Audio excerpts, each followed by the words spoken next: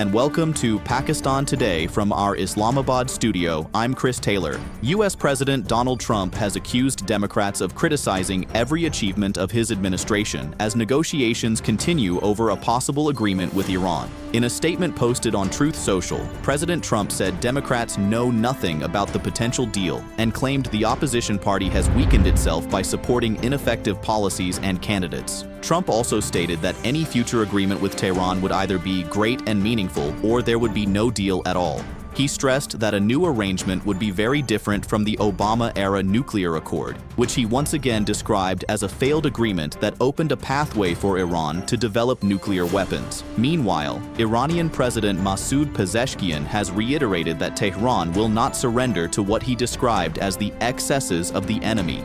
According to Iranian state broadcaster IRIB, the president said the rights of the Iranian nation must be fully protected and enforced.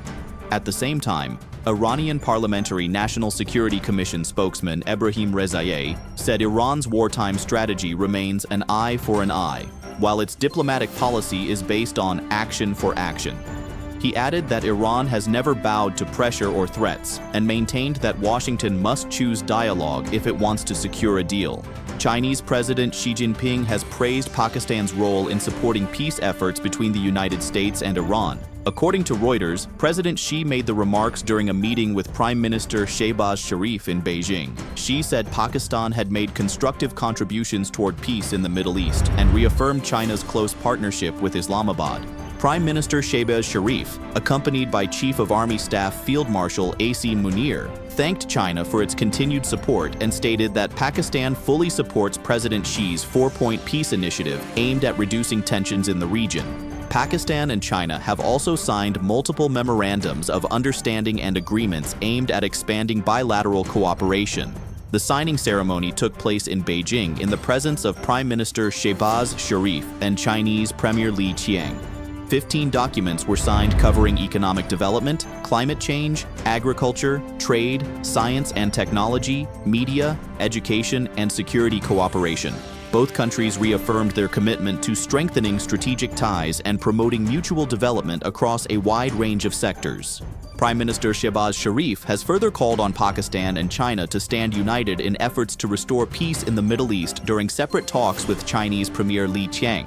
The Prime Minister said the ongoing regional crisis has affected both regional and global economies. He also highlighted Pakistan's mediation efforts between the United States and Iran while praising Beijing's support for peace initiatives. Both sides once again reaffirmed their commitment to deeper cooperation under the China-Pakistan Economic Corridor and signed several agreements related to trade, technology, agriculture, and climate cooperation. For more on Pakistan-China diplomatic engagements, we go to our Islamabad correspondent Sarah William.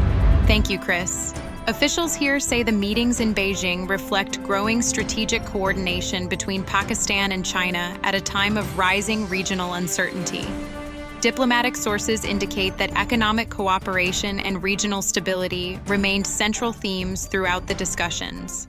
The agreements signed are expected to strengthen collaboration in technology, trade, and infrastructure development under the CPEC framework.